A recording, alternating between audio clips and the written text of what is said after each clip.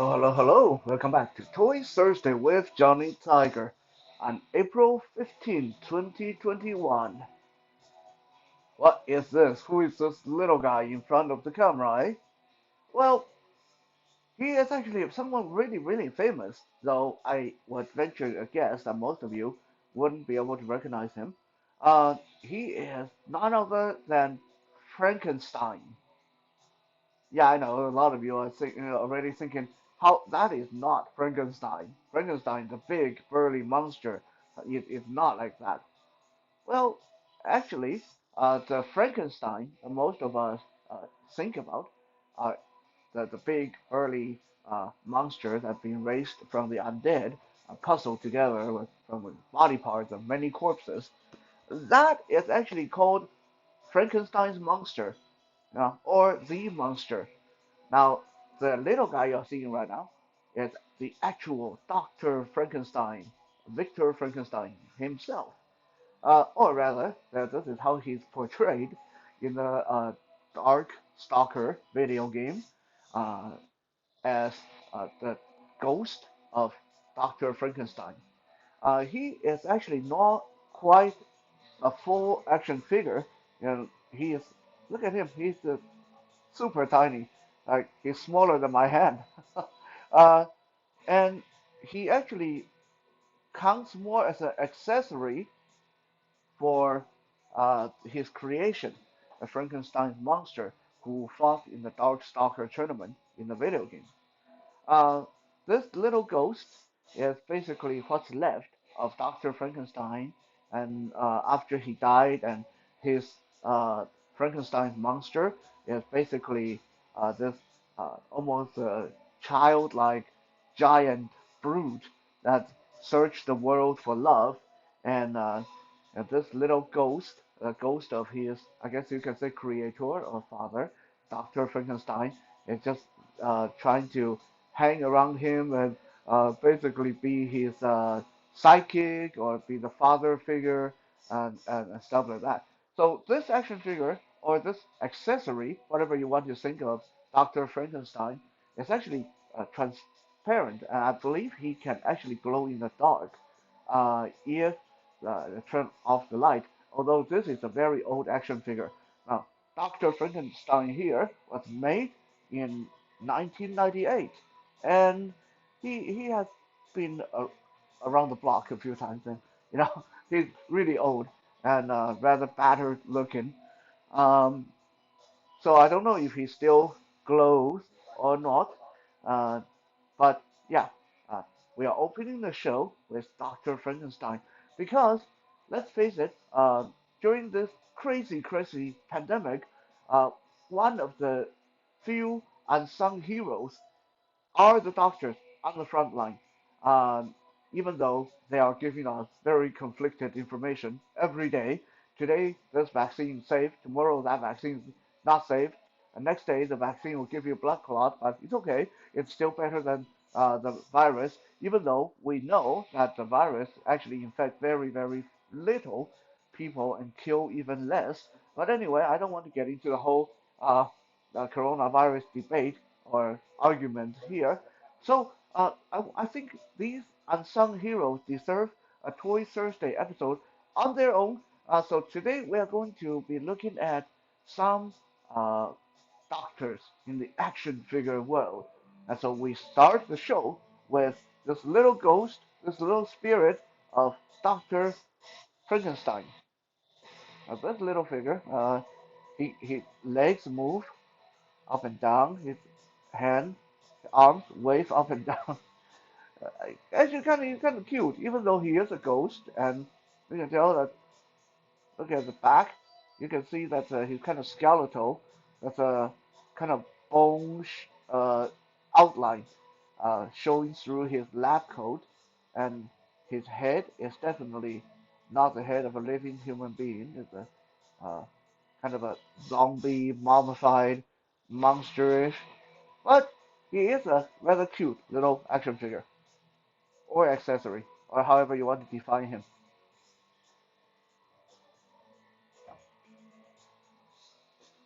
Oh, by the way, I wanted to quickly show you guys this.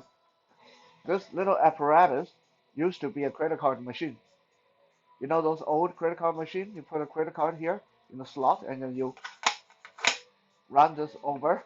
And well, nowadays we have iPhone and all kind of stuff to read credit cards. So I didn't need this anymore. So I did pay a lot of money for this. So rather than throwing it away, I put this coat hanger on top. So this become a impromptu action figure support, action figure stand. Uh, for so when I'm filming action figures like little Doctor Frankenstein here, who really can't stand that well, and really is really small, so he doesn't show up that well on camera. I can just stick him on the coat hanger here, like roasting the marshmallow, and uh, you can see him sort of upright and still be able to see some of the details like that. And let me put my little creation aside, and I will continue.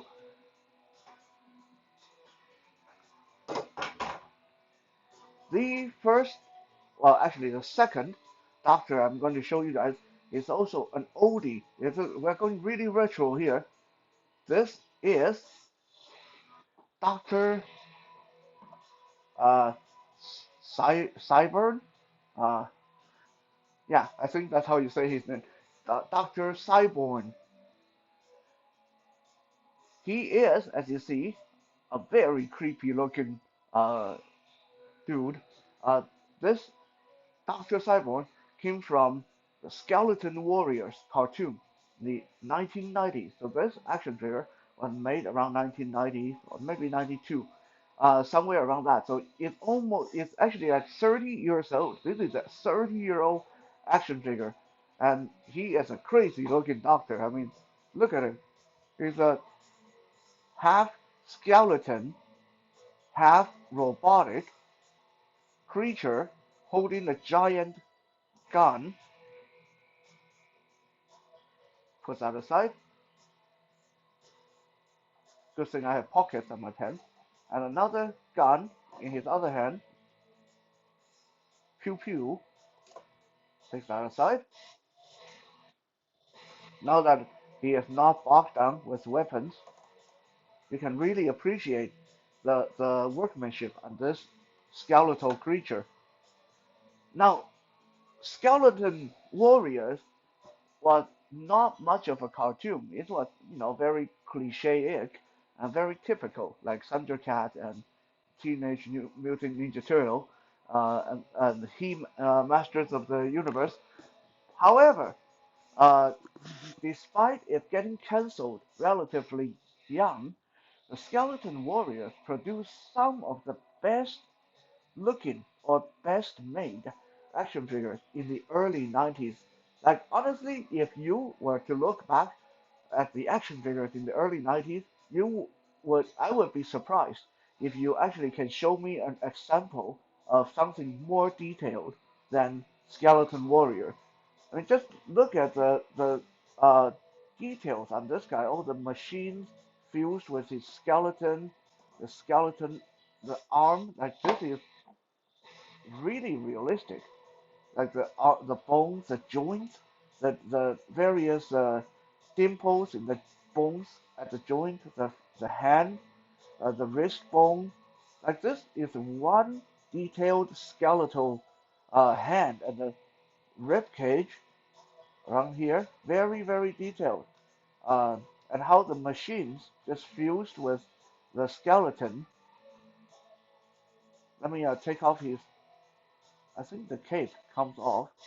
Uh, Maybe it doesn't. Huh? I don't know. I thought it. Oh yeah, there we go.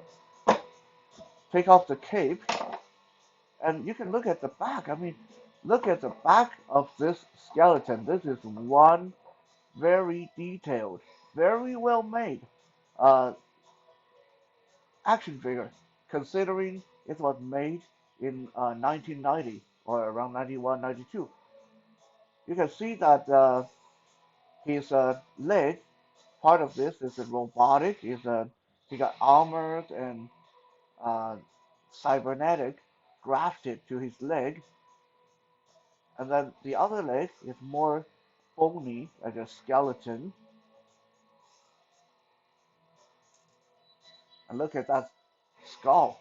And the jaw even moves. You know, this his jawbone this can move. So this is not only a very well-made action figure, this is very articulated for action figures of that time. We have a moving jaw, we have moving shoulder, and moving waist, and the hip can move. And then he comes with a lot of accessories. He comes with this removable cape, which I almost thought it wasn't removable because it was on so firmly. It is good to have an action figure that can hold onto its parts nice and firm. He comes with the cape. He comes with this little hammer, meat mallet thing, and he comes with this huge cannon and this much smaller gun. So wow, I mean, we're looking at a definite winner here. One of the most detailed action figure in the early 90s, uh, loaded with some interesting articulation and comes with really good amount of accessories. Now, who is Dr. Cyborg, really? Uh, he is the second in command to the Skeleton Legion. When he was a human, he was already a mad scientist. After suffering a very nasty accident in his lab, he decided to prolong his life by grafting cybernetics to his body, and so he became a cyborg. And then, when he was turned into an undead skeleton warrior, that just basically made him really happy because now he was basically eternal. He will never die. Now he's a robotic skeleton that just can go on to invent all kind of nasty surprises to use against our heroes. So he is Dr. Cyborn, the second in command mad scientist of the Skeleton Legion in the Skeleton Warrior cartoon. Fantastic, fantastic action figure.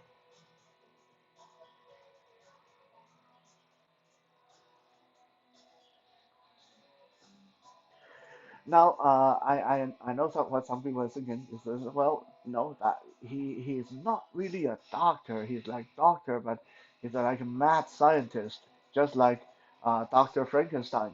Are we going to see some real doctors in the house? Well, actually, we sort of are. I'm going to show you guys. The next guy up is, aha, this person. A lot of you would probably recognize her. Definitely a lot more uh, enjoyable to look at than a little ghost and a skeleton.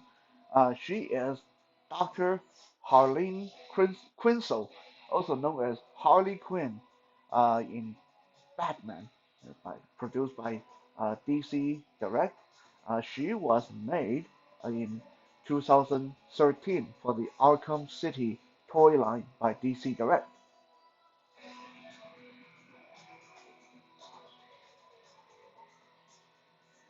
She is kind of cute. You know, she got two, I guess you could call these pigtails on the side of her head that come down to her shoulder.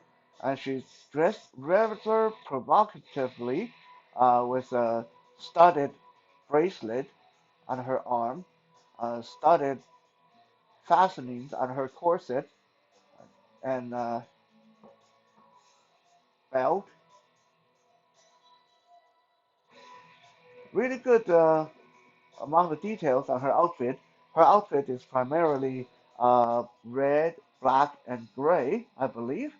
And she does look a little bit uh, like a some kind of fetish model, but she is a doctor, or more specifically, Dr. Harleen Quinzel was a psychiatrist who worked for Arkham Asylum.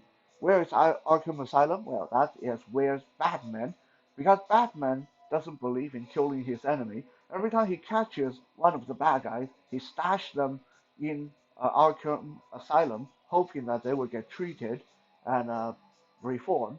So Harleen Quinzel was a psychiatrist that worked for Arkham Asylum.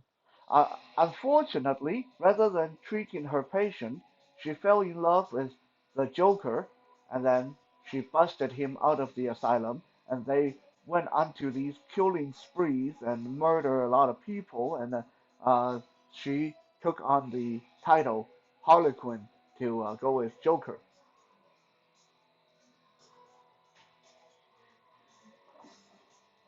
Even though Harley Quinn doesn't have any actual superhuman power. She is an exceptional gymnast, and she is very acrobatic and very fit. And she's crazy as a Joker. She doesn't hesitate to cut someone's throat or shoot them in the head, and she's just like a very crazy psychiatrist lady. Um, on top of that, when she's in her right mind, she can be very smart and very clever. That makes her even more dangerous. Her motive for committing crimes is also very interesting. Unlike a lot of other characters who commit crime because they want money or they want to rule the world, Dr. Harleen Quinn, Quinzel, Harley Quinn, she commits crime purely so she can gain the approval of her boyfriend, the Joker. So she does it all for love. I mean, there's something to be said there. She does all the bad things, all the evil things for love and nothing else. But this is how, like I said, how she's depicted in the Arkham City video game. Uh, she is articulated, the neck move, shoulder move up and down. I have to be very careful with this figure because DC Direct action figures tend to break really easily. As I don't know if you guys can see, her her elbow joint is extremely loose, really wobbly, like this. So this is a bad sign. So I got to be really careful with this action figure. Bicep rotation, her arm rotate in and out, side to side, elbow move up and down, wrist her wrist move, her there's no waist articulation. Her hip, her leg can kick back and forward. Her knee can bend. Leg can turn side to side. So she is pretty well articulated. And I don't know if you guys can see it on the camera, but this chain hanging from her belt, that's real metal. That's pretty cool. There's a real metal chain hanging from her belt. And in her hand, she's holding uh, axe handle. This actually didn't come with her. She didn't come with any weapon, which is really silly because Harley Quinn is always either using a baseball bat or a hammer or a stick or a knife or something like that or a gun. So for her to come with nothing, it was silly. So I found this axe handle in my stash of action figure weapons and extras and put it in her hand so she doesn't look so empty-handed. So she can actually go battle Batman on the shelf, try to beat his brain in. Speaking of Batman, Harley Quinn is not our only doctor from the Batman universe. This next doctor is even crazier than Harleen Quinzel. This is the Scarecrow. The Scarecrow here was made in 2003, so he's getting out there in age, and what a nicely detailed. This is probably the one of the best made Scarecrow action figure ever. This, I believe, was also produced by DC Direct back in 2003, and he has a very lean and tall and twisted physique with long, gangly arms, and he's dressed up, yeah, like a scarecrow. He actually looked kind of scary, you know. He looked all skeletal and bent, and he's wearing a mostly brown suit that just fits over his twisted skeletal frame. If you look at the back, you can kind of see the outline of his shoulder blade and spine uh, through the suit. on his back. Who is the Scarecrow? His real name is Jonathan Crane. Jonathan Crane is one of the best psychologists, psychiatrists that study the fear in human beings. He is so fascinated with fear and humans' reaction to fear that he went out of his way to create some special fear gas that would terrify people, that would make people's nightmare come true. And he commits his crime. He does all these scaring people purely for research. He doesn't do it for money. He doesn't do it for fame. He just does it because he is a very dedicated psychiatrist who wants to learn everything there is to learn about human fears. Now that doesn't make him a good guy, of course. You know, he is still hurting a lot of people by experimenting on them using his fear gas. But I find that there is a little bit of a nobility in his uh, motive because he's doing it for the sake of science. Now, as far as being a villain go, the Scarecrow has never been a very impressive villain for Batman, because Batman, as we know, is like a person without fear, almost as crazy as Daredevil. So every time the Scarecrow tries to use his fear gas on Batman, the Batman just like laugh it off and beat the crap out of him and drag him back to Arkham Asylum. Uh, but as far as the character go, the Scarecrow is one heck of a nice, scary design. Uh, he's wearing a kind of a battered, moth-eaten hat. His face, look at that. His face is, it looks like he's got a sack pulled over his face, and all you can see is his eyes and his teeth, and just really creepy, really serial killer kind of Halloween look going on here. Now, I'm not going to show you the joints on this guy because this guy again, DC Direct, not very good, sturdy joint, and he's been broken multiple times already, and I just don't feel like having to fix him again. Uh, Off the top of my head, he is articulated. He has joints at the shoulder, at the elbow, at the waist, at the hip, and at the knees and ankles, and of course at the neck. None of those are very sturdy, so if you ever get this action figure, and I do hope you guys do, because he's not only a good villain to display on your Batman display, he is a great action figure to have on the shelf if you are doing a Halloween display. It's just really versatile in his scary look. But if you ever get him, be very, very, very careful moving his joints. This guy is so skinny, he will break.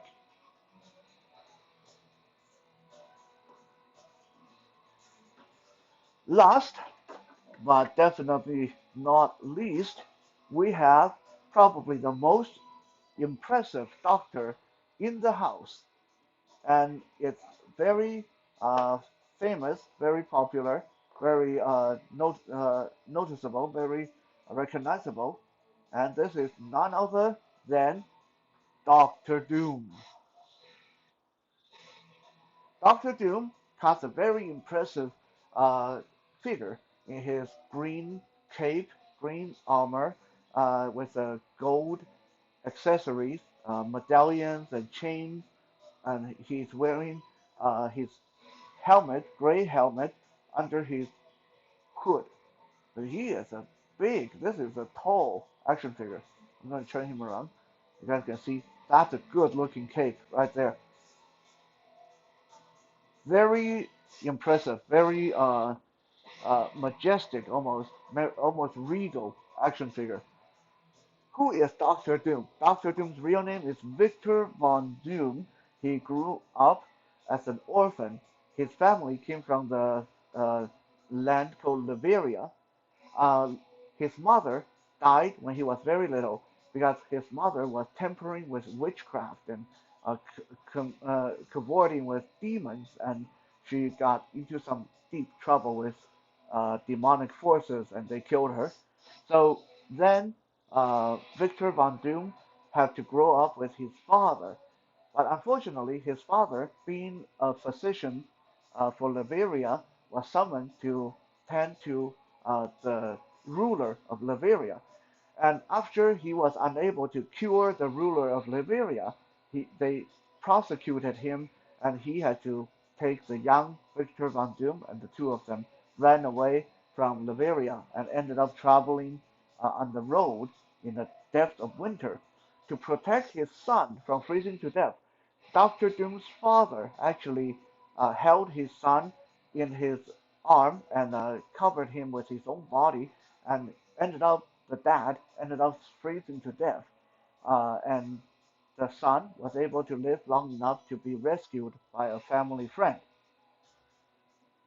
Because of losing his father and his mother so like in such a fashion, Dr. Victor Von Doom grew up with the sole wish to study both science and magic.